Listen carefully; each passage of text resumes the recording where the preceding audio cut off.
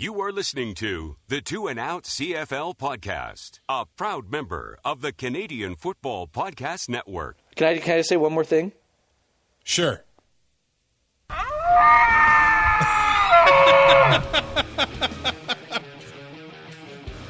Well, that's getting the elk. Haven't had one in a while. Grab some poutine and a double-double. It's time for the 2 and Out CFL podcast. Now they have to kick it out, and they do! Every week, Travis Currah. Does anybody still care about this podcast? And Brazilian Ty. Hunters are people, too. Talk fantasy football, bring you the latest in CFL news, and sprinkle in a little bit of nonsense. Are you kidding? This is unbelievable! Ready, set, hunt! And we are part of the Alberta Podcast Network, powered by ATB. I'm Travis Currah, joined by Brazilian Ty, and it's that time of year, the time of year that pumpkin pies are readily available. They're back on the shelf. I don't even want to ask you the question, and judging by that sound effect, I am not even going to ask you the question. It's just a waste of my time, a waste of your time for listening to this drivel, but... and people will just get mad at me. A new world record has been set in the area of pumpkin pie eating, and my mind is absolutely blown. A woman from California entered this contest in New York. She ate 50 slices of pumpkin pie in 10 minutes. How big are these slices? Well, I'm trying to figure it out here, because I'd say if I was cutting a pumpkin pie, each pie would probably, well, let's be real. If it was it's for like me, when I eat a ice cream cake from Dairy Queen, there's only one slice on it. You crush the entire ice cream cake, because I feel like No, but I don't share it. So, like, why would I need to cut it? I feel like Brazilian Ty, 2 and Out Live Regina, he could be in an eating contest, in an ice cream cake eating contest for my friends at Elphinstone Dairy Queen. I would be out of commission for the rest of the weekend. That's how it goes. You were last week by drinking your face off on the Wednesday, so what else is new? Well, I blame Andrew from the Empire podcast for that. So anyway, 50 slices. We all know I need a babysitter. If I'm cutting a pumpkin pie... Mm-hmm. If I had to share, you probably get 6 slices out of a pie. So I would say that this person probably ate 8.5 pies in 10 minutes. Oh my God. So I was in a pumpkin pie eating contest once before. You couldn't use your hands. It was naturally doused in whipped cream. I ended up eating 3 entire pies that night, and the whipped cream was so far up my nose that it's all I could smell was rancid milk for about a month. Did you end up wearing Uggs and a black vest with a white shirt the next day? Join 2 and Out for CFL Fantasy and CFL Pick'em, and show Currah and Ty what you got. They are who we thought they were! Just click cflfantasy.tsn.ca. Enough from talking about it. There has to be consequences. And pick'em.cfl.ca. Oh, man. I love me some pumpkin pie. I don't know if I'm a fan of the whole pumpkin spice and everything, though. I'm not really down with that. But 'tis the season, right, Ty? Yeah. I guess. I mean, I don't get long weekends, so whatever. Oh, I feel so bad for you. Like, here's the deal. We get to work this Sunday, so we can have next Monday off. Because then it's like a long weekend. Yeah, thanks, guys. Wow. Yep. Well, that's how it goes. Let's get right into things here. Let's let the fireworks fly. Edmonton is in Hamilton, where the Ticats are 6.5-point favorites over the Eskimos. The over-under set at 46.5. There was a big news in the NFL that came down last week, and normally I really don't care what they do, but Vontaze Burfict has been fined for the rest of the season for repeated headshots and suspended for the rest of the season. Really just not getting it. And there is a segment of the CFL fan population that are comparing this guy to Simone Lawrence, who had his first offense, the headshot, his first suspension earlier this season on Zach Collaros. And quite honestly, I don't get those comparisons at all. It's because they are sheep and they will follow whatever Rod Peterson says. Do we have to cut this out? Or have I shocked you if into that's all you silence? say, I think I'll leave it in. Okay. Let's take what Rod... So this all stemmed from Rod Peterson calling him a thug. Right. And saying that, the league missed an opportunity and all that crap. They should have did what they did to Vontaze Burfict in the NFL. Let's take a look at Vontaze Burfict for just a second. I know it's CFL, but if we're going to compare them, let's actually compare them and not just, blindly state falsities. September 2013, fined $10,000 for kicking a guy or hitting a guy in the groin, and another $21,000 for a hit on a defensive receiver in the same game. So there's 2. October of 2013, spearing a receiver. That's 3. These are all fines so far. October of the next year, twisting the ankle of Cam Newton and the tight end, Greg Olsen of the Carolina Panthers. That's another fine. That's 4. December 2015, 2 unnecessary roughness penalties for diving at quarterback Ben Roethlisberger. So that's 5 fines, 6 infractions. January, later that same season, defensive receiver on the chin, $50,000.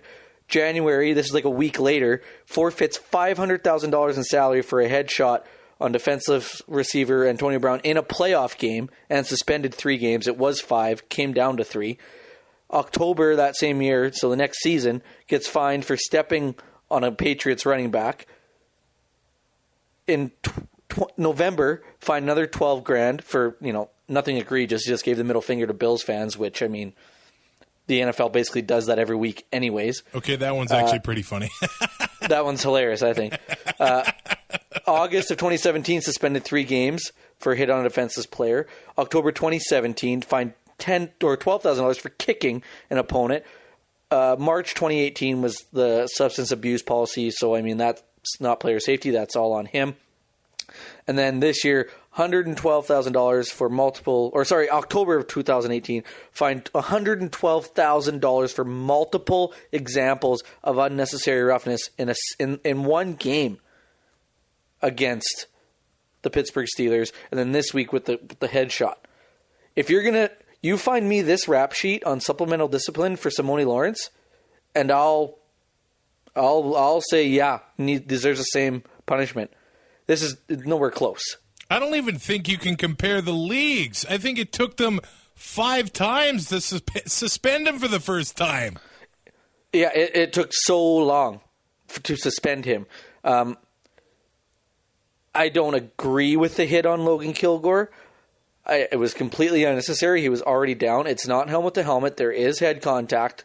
I get it. It is not as bad as the slide. Therefore, the punishment should not be as bad.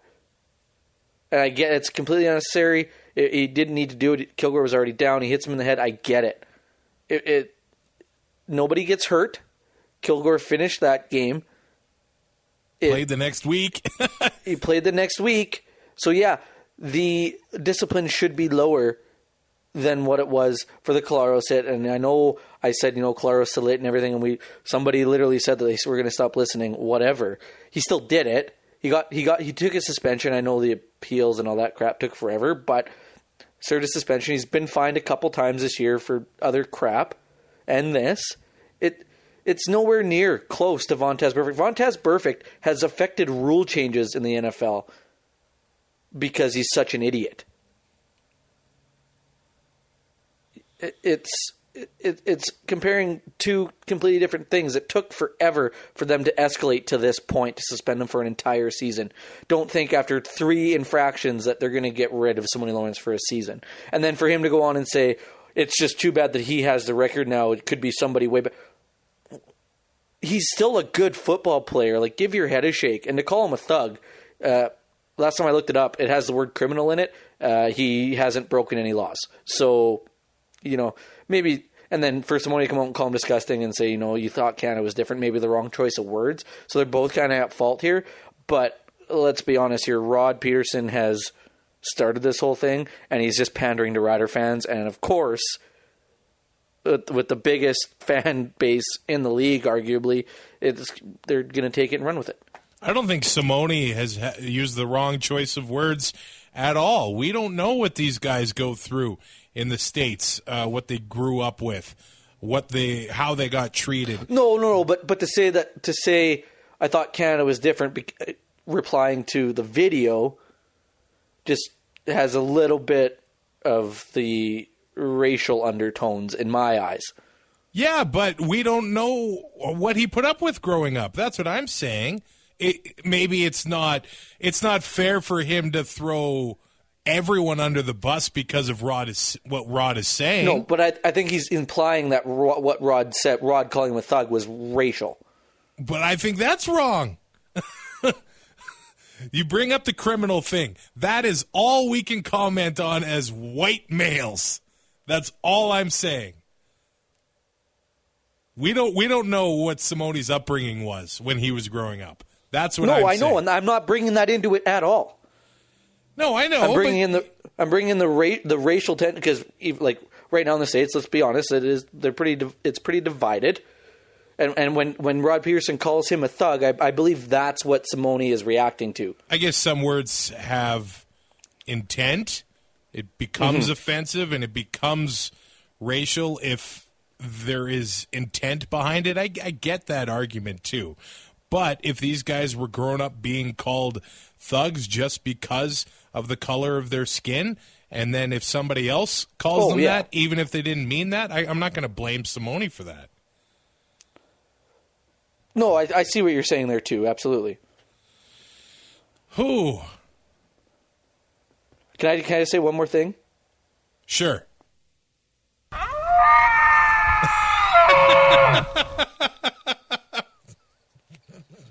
Well, that's getting the elk. Haven't had one in a while. Can we hug it out? I'm okay. I'm not mad at you. Well, let's hug anyway. Okay. Before this game at Tim Hortons Field, they're going to have an autograph signing with Paul Osbaldiston, Joe Montford, Danny Mack, and Rob Hitchcock, which, by the way, the Ticats posted a highlight video of Rob Hitchcock last week. If that guy was in the league now, he'd be banned. Yeah, that's pretty safe to say. I mean, it's a lot of, like, you look at guys like Joe Montford and, Rob Hitchcock, a lot of guys that played when we were growing up, you can't play the game that way anymore, and it would be a completely, like, you would have to have practice squads of 200 guys because everybody be getting suspended. But I mean, so maybe Chris Jones was way ahead of his time. The Ticats and the Eskimos did play a few weeks ago. Eskimos, they fought all the way back. They had a deficit with 21-0 in the first quarter, but it wasn't first 5 minutes.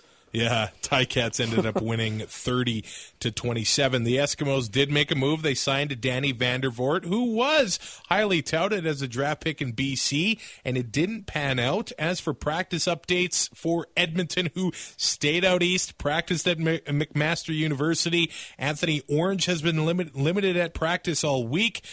Christoph Malumba-Shamanga has not practiced, and we saw updates that Kwaku Boateng, Almondo Sewell, and Devon Smith were all limited in practice, but they looked good to go on Wednesday, so Eskimo fans will be happy to know that, especially with Boateng and Sewell. And Eskimo James Tuck was fined for a high hit on R.J. Harris last week, so I don't think we've had a clean week as far as supplemental discipline goes yet this season, but I still haven't seen a fine come across for James Franklin and his brouhaha with Derek Moncrief last week.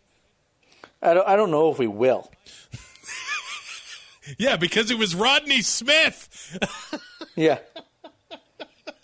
Just a hunch I got. I don't know. I had to rewind that. I'm like, wait, that's Franklin? I thought he was like under a defensive lineman.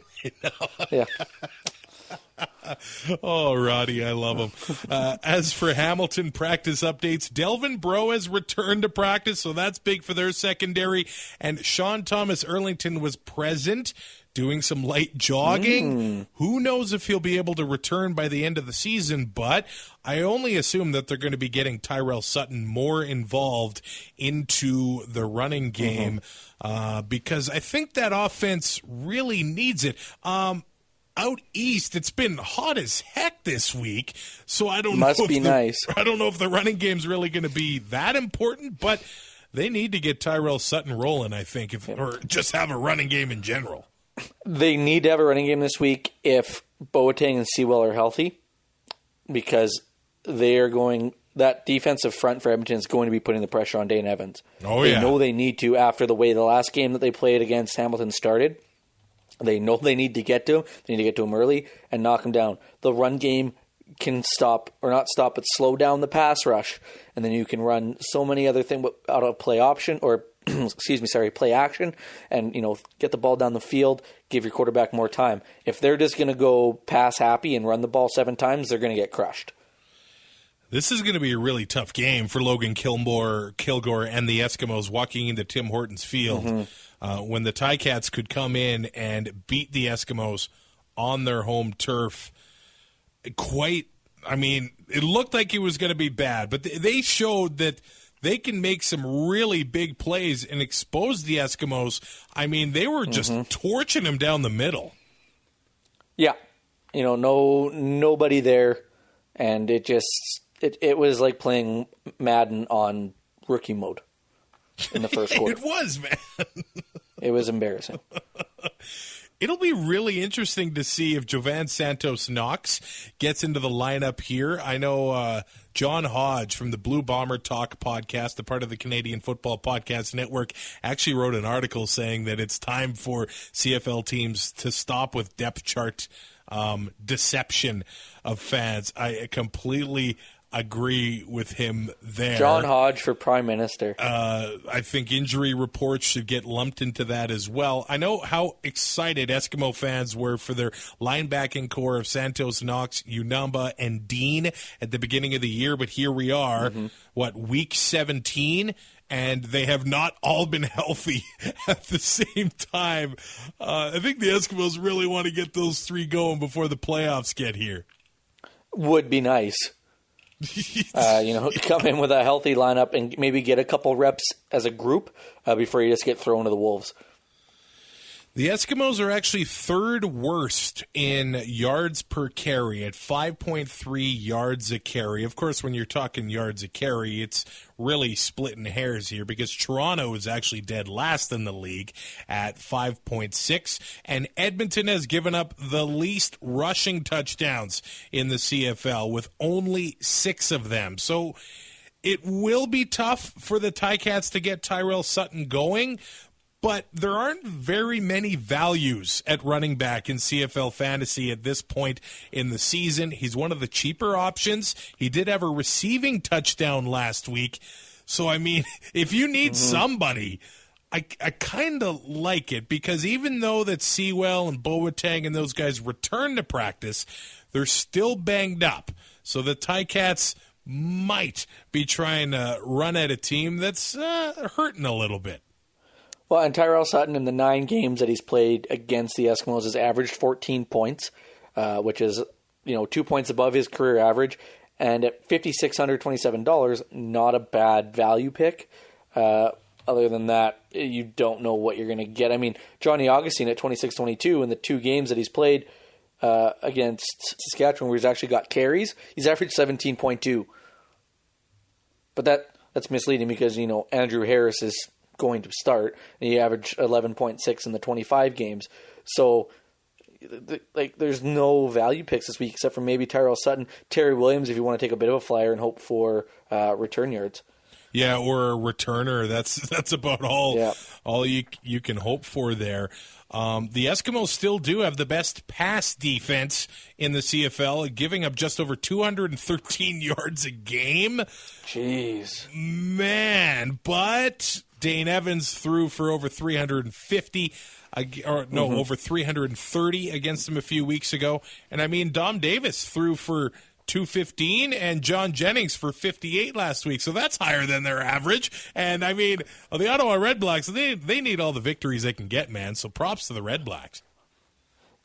Dominique Davis also torched the Riders for 44 points. And now this is the Dominique Davis we all expected. Don't remind me. You know, remember when I said this is what you wanted, and not you, but just the Red Blacks fans? This is what you wanted, this is what you got, and your team's going to miss the playoffs because you don't have Trevor Harris. How are the Riders and the Stampeders both 9-4, and one of those losses is against Ottawa, a 3-win team? Dude, remember when Hamilton went 1-17 and their only win was against the Riders? The Riders were in a first-place team that year, though. It doesn't matter. The Riders rarely are a first-place team in their 110-year history or whatever. Yeah, I refuse to believe it's ever happened. Hamilton and Edmonton. Oh, it'll be a fun game for Friday Night Football. Let's go to Montreal, where the Calgary Stampeders are 2.5-point favorites. The over-under is set at 51.5. Vernon Adams Jr. making his return to the lineups after a 1-week stay in the penalty box after swinging a helmet at Adam Bighill. Montreal is a place that the Stampeders have struggled over the last little while here. They've lost 4 of their last 5 in Montreal. A lot of times it seems to be a late-season game where the Stampeders have kind of all but wrapped up the West Division. That's not the case this year. No, so I expect that the guys won't be down on Crescent Street. Probably not. Friday night would just be a hunch. But yeah, it always seems to be like your week 16, 17, 18, kind of that, early October time where I don't get, it's a schedule anomaly. It always seems to be Calgary on the road in Montreal late in the year. It's never the other way around. It's just the one place where they struggle. And yeah, like you said, they're usually home and cooled off, where they can not necessarily lay an egg, but they're just there. It almost seems just running through the motions and making sure everything's in working order for a playoff push. Last year's win was an ugly one, too. It was like 12-6 about this time, so it's not really something to be all that proud about either. The Alouettes really glad I took off work early. Yeah. The Alouettes are going to be in the playoffs for the first time since 2014, but they can actually clinch a home playoff game with a win here. And it seems... I mean, if you told me this in June... I did. No. Travis. Yeah, but that they're going to be up against the Calgary Stampeders. And I would seriously be considering them to win this game I thought you meant a home playoff getting game. I thought you meant having a home playoff game, because I did say that in June. I can find the text message. So, and they're not just beating... the Torontos and the Ottawas of the world. No. They did lose to BC last week. That was with Matthew Schultz. They almost won that game. Yes, if VA played that game, they probably do win. But they beat Winnipeg. They lost to Saskatchewan. They beat BC the week before that. And they actually beat Calgary at McMahon Stadium in overtime back in Week 10. So, yes, the Montreal Alouettes can do it again, but just looking at the games that they've played in this year, I think they're the most exciting team in the CFL. Well, 100% agree with you. It's appointment viewing. And if you were looking to rank teams like college does, you would have to give Montreal some first-place votes for the wins that they have over some of these teams. Like, it's been phenomenal. And even their losses aren't blowouts, and they're against really good teams as well. Yeah, it changed since the beginning of the year when they got handled by Hamilton 41-10, but then the very next week they end up beating the Ticats. So the Alouettes are they're just a fun team to watch, and it's kicking off a triple header on Saturday. And the ratings came out last week some people were a bit surprised about how good the ratings were for Montreal and BC. But I'm not that shocked at all because Quebec is a football province, and with the Alouettes that winning... game started at 11 o'clock in BC. Yeah, there's that. Or in Quebec, sorry. And the ratings were still that good for it, so BC and Montreal, of course, they all do contribute to that.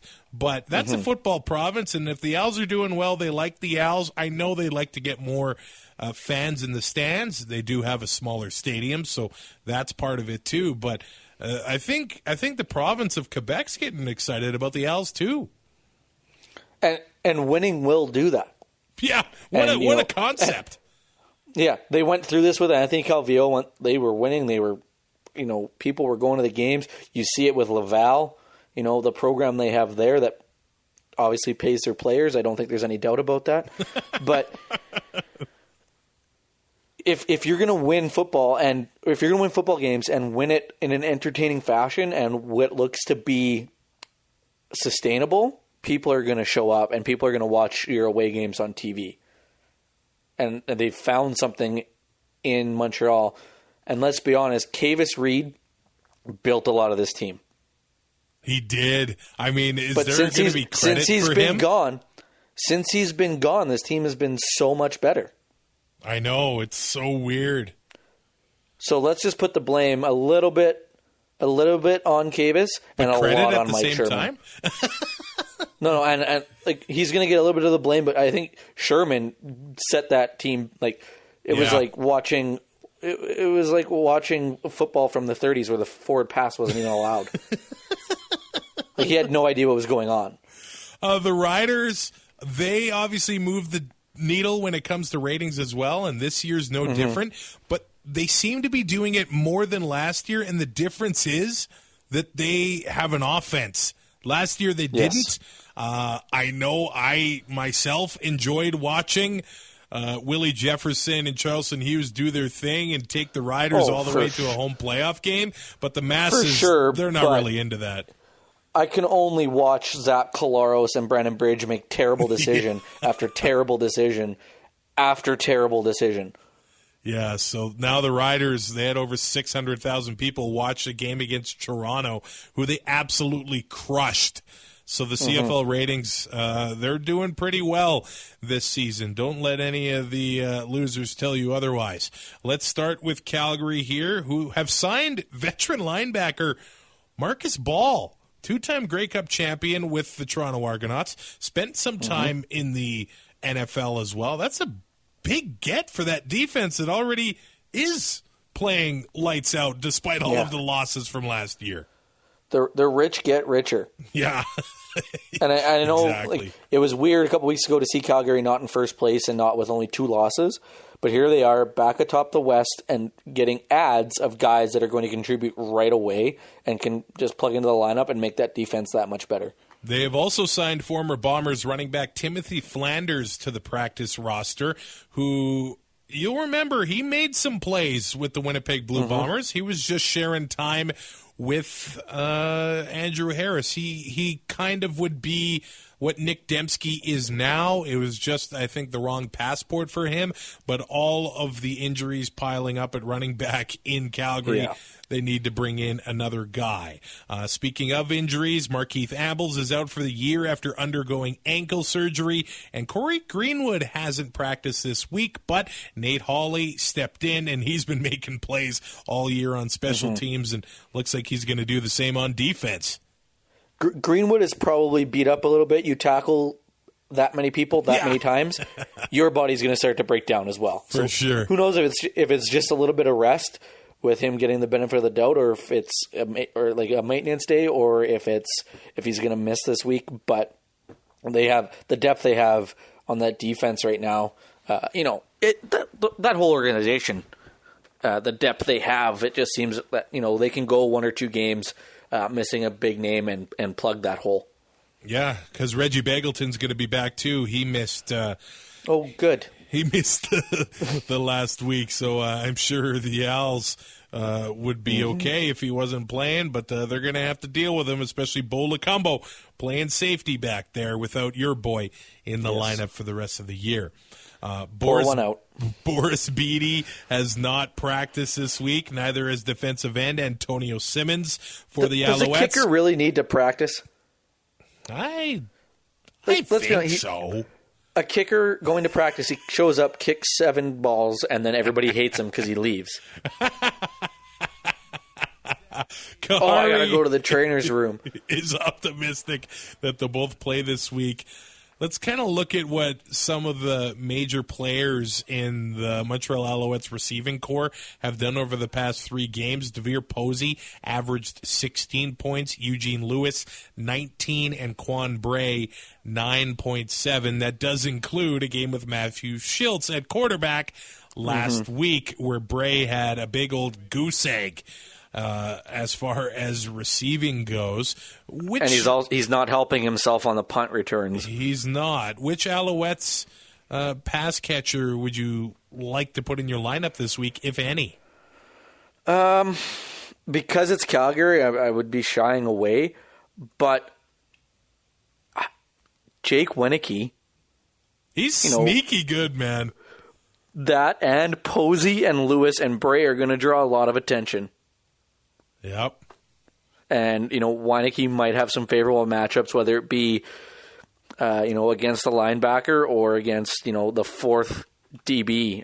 He might be able to find some room. Chris Matthews also, you forget that he's there. Really quiet week last week after the 2-touchdown game against Winnipeg, but there's also, he can break plays if he gets the opportunity to get into the lineup. And Weineke is super cheap at $3,861. If you look at the last time these two teams played, Devere Posey had 10 catches for 181 yards. Eugene Lewis, 10 catches for 114 yards. Weineke had 5 for 52 and a touchdown. Get the brooms out, Montreal. Let's go. These guys found a way to put up some yards on the Stampeders, and Jake Weineke is actually in the top 10 for receiving touchdowns. 5 of them, the league leader, 2 of them, Eric Rogers and Brandon Bakes, each have 8. I think Weineke is almost this year's Drew Wolodarski, if I had to come up with a comp on the fly there. Not the most receiving yards, but he has a pretty good touchdown ratio here. And he gets a little bit of the favorable matchup. It's been a quiet 5 touchdowns. Right, it has been. He is not making the flashy plays. He's making the plays he needs to make, and he's just catching the ball. Right? He's not making 8 guys miss like Brandon Banks does on a screen pass, or burning safeties over the top and getting behind coverage. He's making the plays that he is supposed to be making, and it's going to builds trust with your quarterback, and he's starting to find him more and more. And he's getting in the end zone, which is a plus. The Alouettes are giving up 104.5 yards a game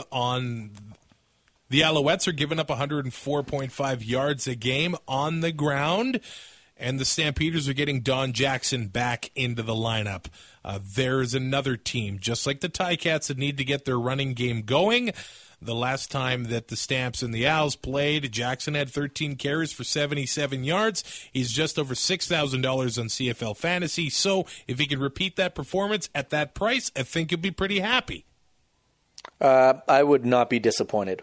Yes, exactly. Obviously, you want to score and some more catches in there, but you'll take what you can get. This episode of 2 and Out is brought to you by Alberta Health Services, and they have an important message to pass on to you. We ask these children if they know when to go to emergency and when there are other options. I would definitely go to emergency if I broke my arm. If you stopped breathing or something's really wrong. If you had a cold, you should probably just go to a doctor and not into the emergency or clinic. If you have an emergency, we're here to help. If it's not an emergency, you have options. Take control of your health. Call 811 or visit ahs.ca/options. All right, it's kind of weird to have the Riders and the Bombers playing when it's not the Banjo Bowl or Labor Day, but here we are, where the Riders are 5.5-point favorites. The over-under set at 47.5. Before we really get going, I do want to say happy belated birthday to George Reed.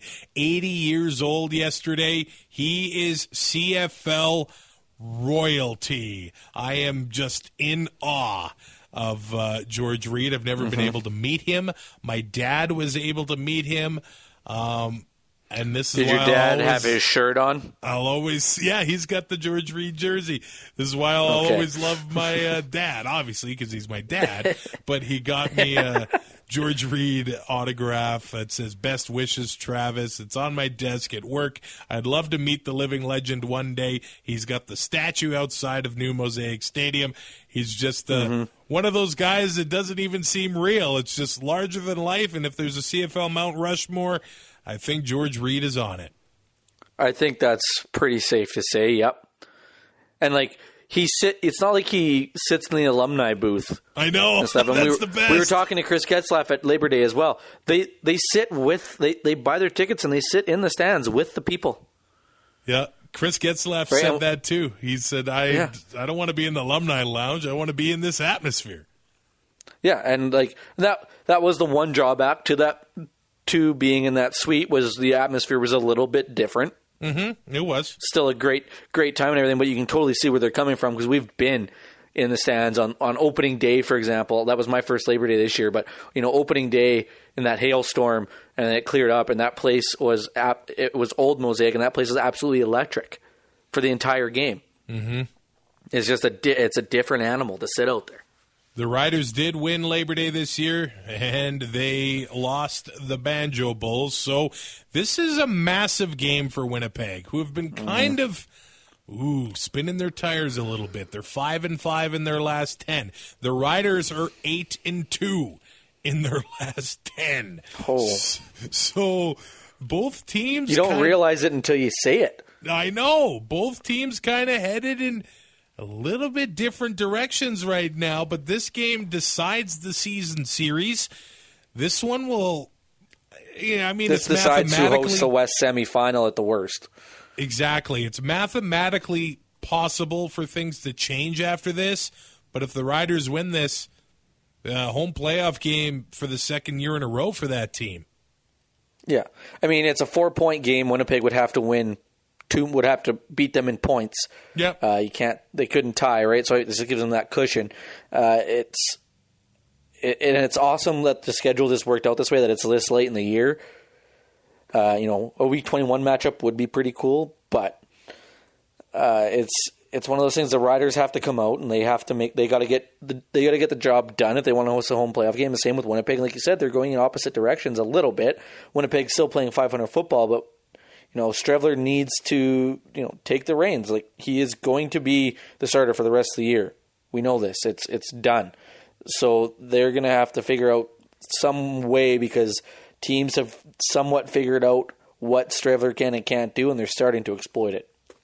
The Bombers have been a bit banged up at practice this week as well. Drew Wolotarski, Darvin Adams missed on Tuesday. They both returned on Wednesday, but defensive backs Anthony Gator and Kyrie Wilson have missed all week. Brandon Alexander may be starting at safety, so that would mean Jake Thomas starts at defensive tackle to switch the ratio there. As for the Riders, they have signed actually former University of Regina star running back Atlee Simon. I was a bit shocked that no teams really had him up until this point. He didn't really, I don't think he got drafted, but the numbers he put up in U Sports, I thought the kid should have deserved a shot, and I'm glad to see the Riders adding another local guy like Mitch Picton to their practice roster, and this has been a point of discussion here. Jordan Williams-Lambert is set to make his first start of the season, as Manny Arsenault will be a scratch. I think Arsenault and Roosevelt, they made it as hard as they could possibly make it for the coaches to get Williams-Lambert into the lineup. Should they have made the change and kind of messed with the chemistry a little bit? I think the thinking behind it is to get him reps. Sure, it's going to come at the expense of Manny Arsenault, but Manny Arsenault has played enough in this league that he will be prepared if something happens in this game and he has to start next week.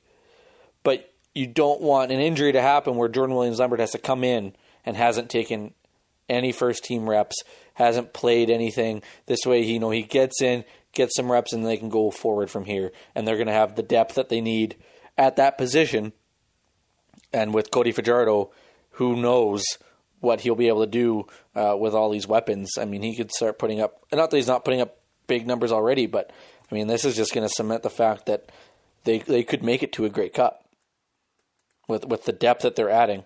Williams-Lambert was one of the few bright spots of this team and receiving core. Last year, it was talked about that the Riders have a weak receiving core, but things change really quickly throughout the course of a season, and I think a lot of it has to do with the quarterback, a running game, the offensive line playing well. It all comes together, and it makes it look like they have a really good receiving core. And Manny Arsenault had a massive long touchdown last week, and now he's sitting on the bench. They've suddenly got some depth at that position, which we haven't seen for a long, long time. It's been a while.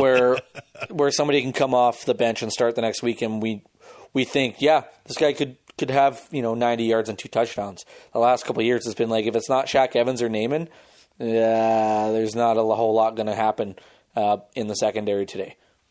Yeah, Saskatchewan and Winnipeg. Especially last year. Saskatchewan and Winnipeg is always a fun battle. And this one is going to be no different. Let's go to BC, the last game in another Super Saturday where the Lions are 9.5-point favorites over the Toronto Argonauts. Over-under set at 50.5. BC did beat Toronto on a legendary Rouge back in July. It's now infamous. I'll give you one guess as to where I was for that game. It was July. I guess you're probably at the Chuck Wagons or something. I was in Lloyd. Wow. That doesn't happen often. I was at BP's working on my second 2.6 of whiskey while yelling at the TV that it was a Rouge. And that I had just won my bet because I bet the farm on Toronto that night. Oh, no. Yeah, so I got lucky. But BC won. Or I bet the farm on BC, sorry. Oh, nice. So I got real lucky. We don't know who's going to start at quarterback for the Argos. Corey Chamberlain has refused to name his starter. And I don't care because he's not going to make the right decision anyway. Okay, you're Corey Chamberlain. Who are you starting? Dakota Prukop or Michael O'Connor. I agree. I think that's season's done. What are you doing? You're trying to showcase these guys for possible trades? Well, you're doing a piss poor job of it because they suck right now. And you had McLeod Bethel-Thompson probably raising his trade value and raising, his free agency value with the numbers he was putting up. Yeah, he wasn't getting the wins, but I mean, the defense wasn't helping much. I don't want to say that the offense, they could have been a little bit better, but I mean, he's putting up, over 300 yards a night, turning the ball over a little bit, but you just totally destroy his confidence. And any momentum he had, which is a word I hate to use, is gone. And now you put in James Franklin and the offense goes stale. I just don't get it. I'd like to see Prukop in the first half and Michael O'Connor in the second half. Of course, O'Connor played for UBC, so I think that would be awesome for him to play at BC Place, but I just somehow don't see that happening. I think it's been proven that Corey Chamberlain can't be a head coach. For all that we crap on James Wilder Jr., I want to give props to his Run Wilder for a Cure. He will be donating $1 per yard and $100 per touchdown to breast cancer research. And joining him, other CFL running backs, Tyrell Sutton, William Powell, C.J. Gable, Moses Madu, William Stanback, Brandon Rutley, and John White, and Don Jackson. Andrew Harris isn't doing Watch Corey it. Chamberlain put Chris Rainey in the starting lineup now. Andrew Harris isn't doing it, but that's because he has his own community initiative that he is taking part. So thumbs up to James Wilder Jr. for that. Hopefully he scores some touchdowns all October long. I don't think it gets covered enough, the amount that these players do in the communities. Probably not. A lot of it is done under the radar. And you got to respect that because they're not looking for accolades. They just do it because it's the right thing to do. Yeah. And the Sedins did it as well. I think it was $10 million, and they were like, we don't want our names on anything. Yeah. And the hospital's like, we kind of have to do some things. We can't just get $10 million and be like, oh, we can't tell you where we got it from. Yeah. That's you love when guys do that. Lamar Durant has already doubled his career best in receiving yards for the Lions. He's 191 yards away from 1,000. He's averaging 15.3 points over his last 3 games. Might be a nice little inexpensive option against the Argo defense this week. It's $5,851. His career average is 7.9, so he's been way over it. But, I mean, the offensive line right now in BC, the whole offensive line has turned around. They look different ever since they changed the O-line coach, yep. It's 180 degrees. Mike Riley now, it's time. It started that first game where, it wasn't quite what it is now, but the quick passes getting the ball out, and it's snowballed.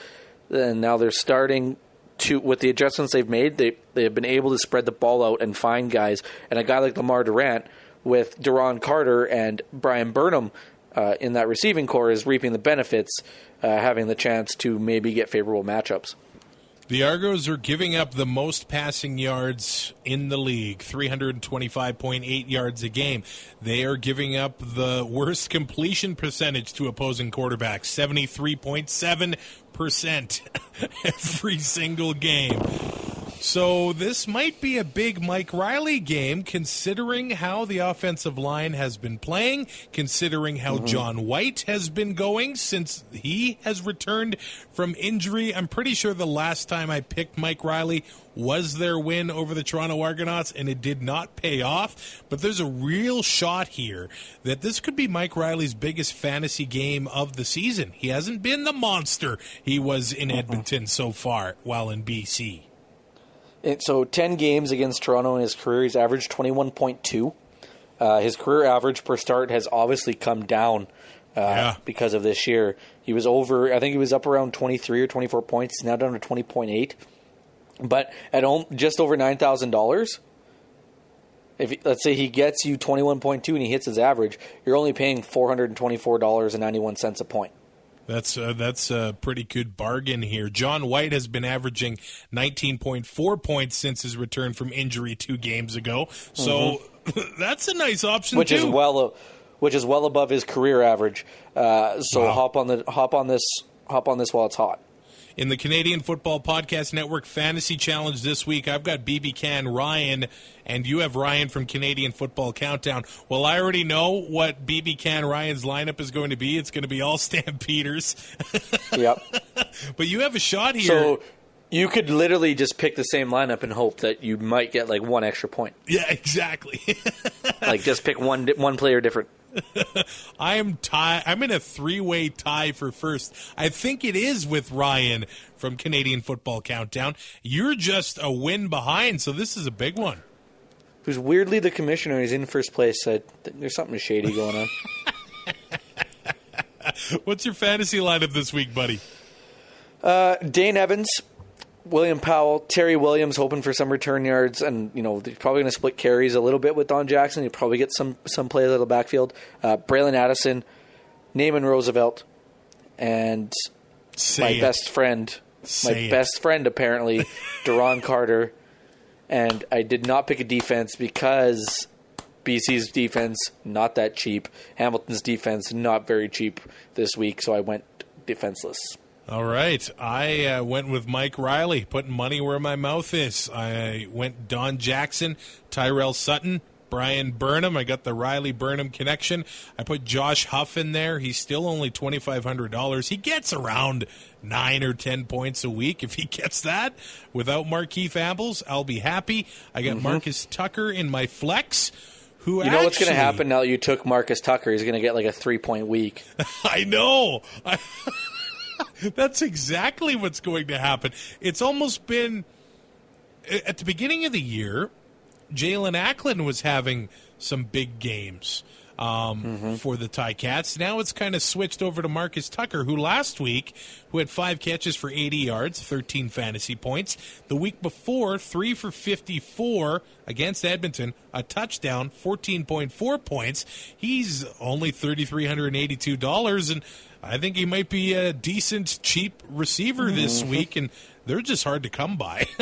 I don't know. Just the way that Dane Evans and that receiving core has been playing, I don't know if there's a bad pick in Hamilton right now.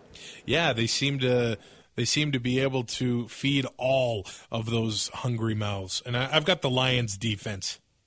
That being said, I'm going to find a way to put in Jake Wenicky over Duron Carter and have to make a couple other changes. I'm like 100% sure that's going to happen.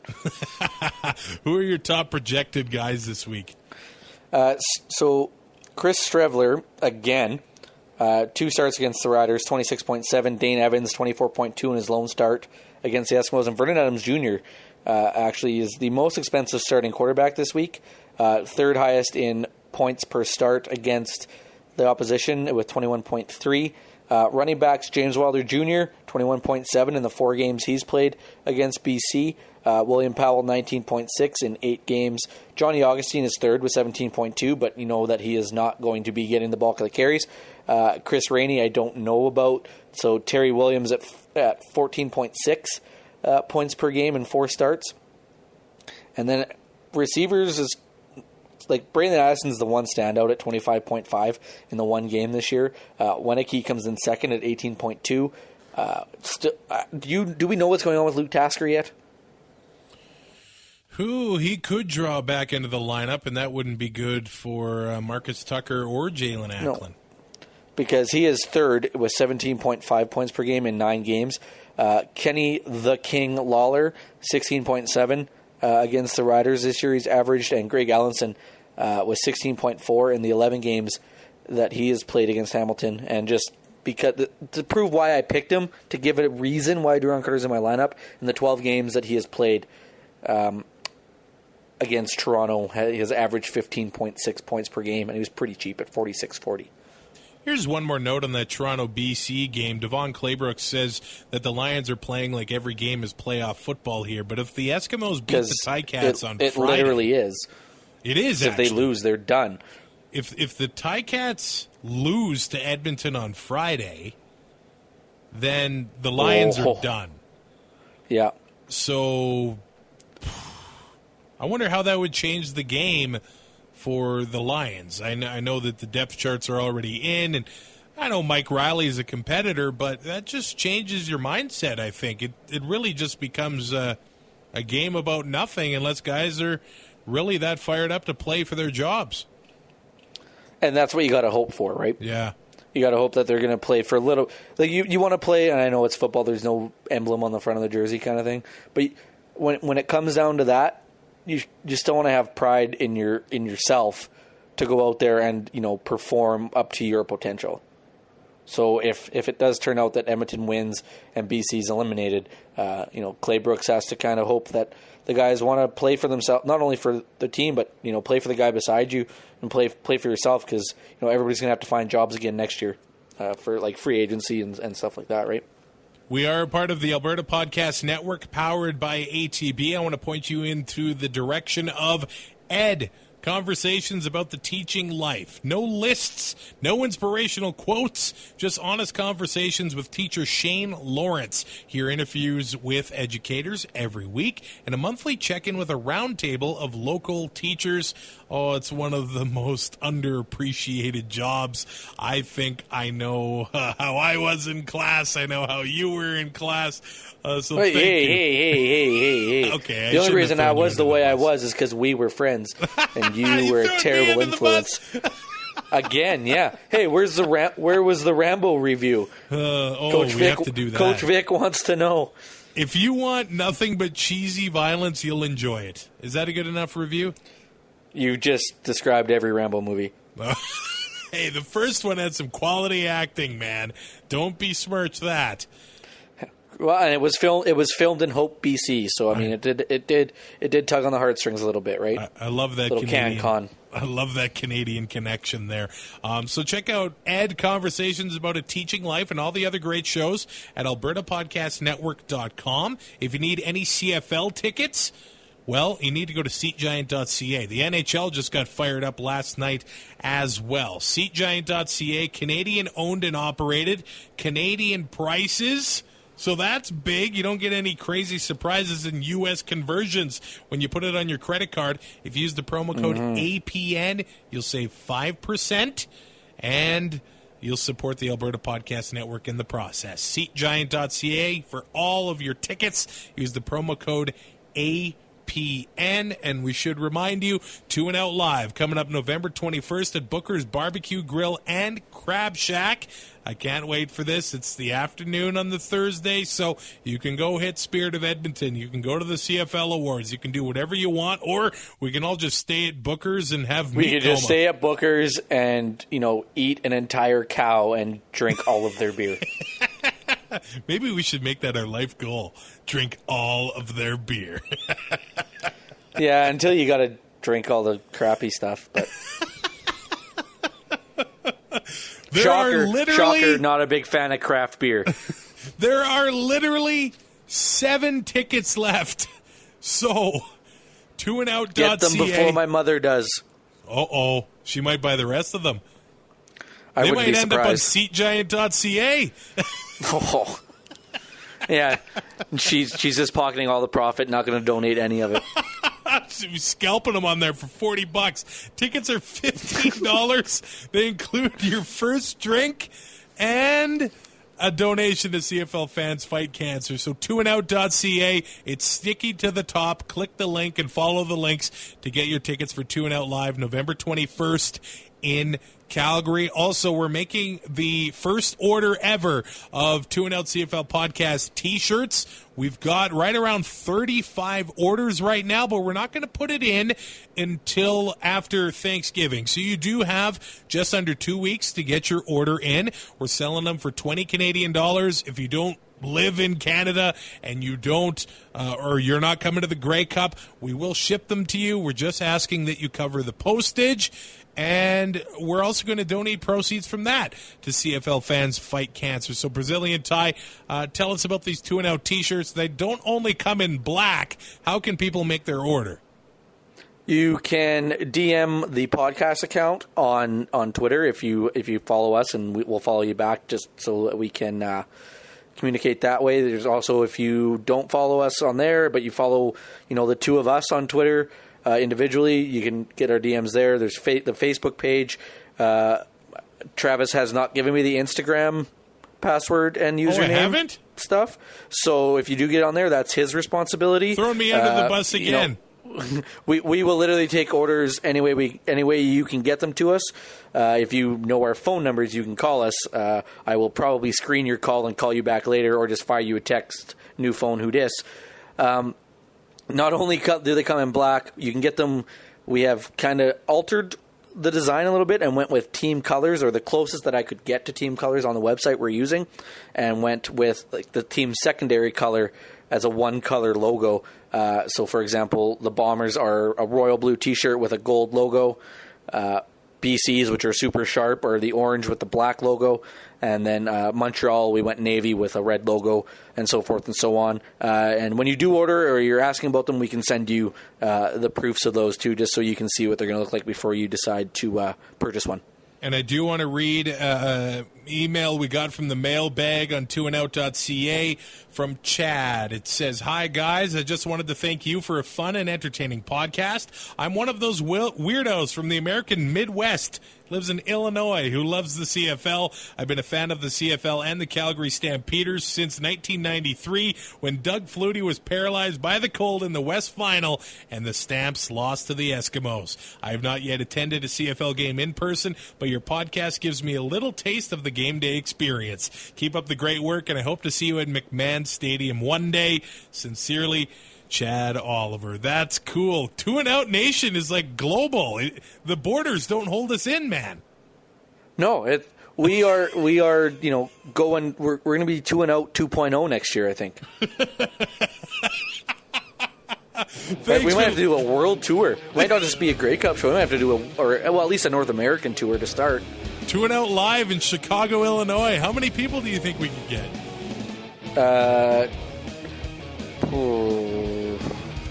Depends. Are we doing it on a Bears game day? I'll take Zach on in a Chicago deep dish pizza eating contest any day. Oh my God! Yes. What we should do is do it like the morning of St. Patrick's Day, and then just roll right into the party and jump into the Green River. Yes. Because Chicago has legendary parties for St. Patrick's Day. It's an absolute gong show. Thanks for listening to our little podcast. Rate and review on your favorite podcatcher, and we will talk to you Monday morning. Thanks for listening. Find more great shows like this at CF Pod Network on Twitter.